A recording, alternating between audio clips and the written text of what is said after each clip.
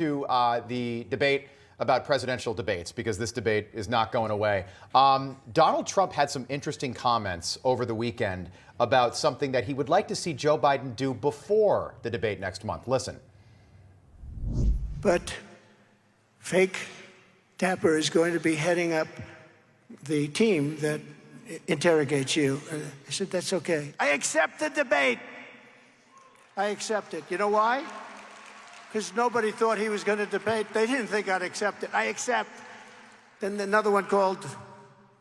They put out another one. I said, I accept. A fake Tapper is the, they said, I just want to debate this guy, but, you know, and I'm going to demand a drug test, too, by the way.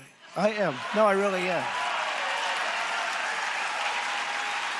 I don't want him coming in like the State of the Union. He was high as a kite.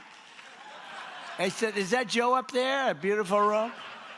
And by the end of the evening, he's like, well, he was exhausted, right? All right, so is Trump serious? Is he going to demand that Biden take a drug test before the debate at the end of June?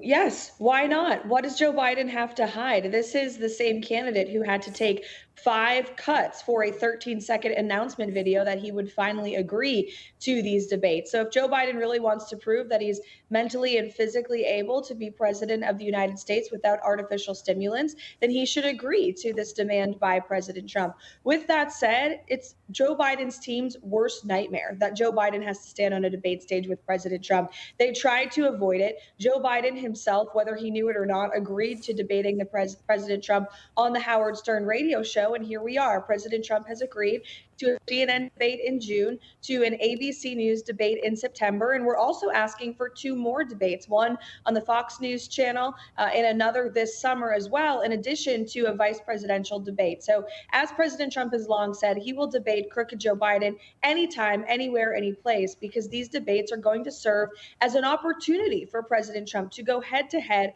with Joe Biden and compare President Trump's record of success and strength versus Joe Biden's failing record and weakness. Karoline, what do you make of the narrative that the Trump team got rolled in the negotiation process for these debates? Because, I mean, you got Dana Bash and Jake Tapper up there alongside Joe Biden. No crowd.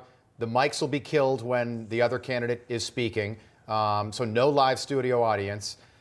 This, to me, looks like it is heavily weighted in Joe Biden's favor. We all know that Biden's got performance issues, but as long as he doesn't fall asleep on stage, I'm telling you, on the next morning, Friday morning, the media is going to cover this like Biden is somehow Cicero up there debating. So what do you make of that narrative, and how do you respond to the narrative that's out there?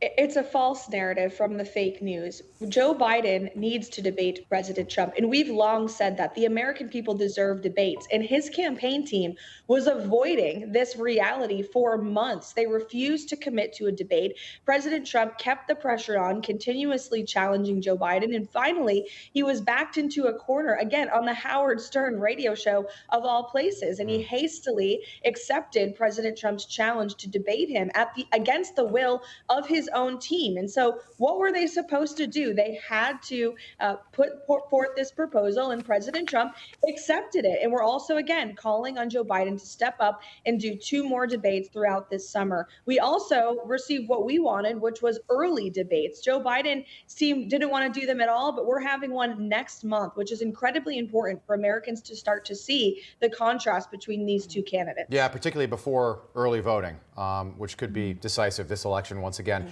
Karoline Leavitt, so good to see you. Hope you have you back very soon. Thank you. Thanks, guys. All right.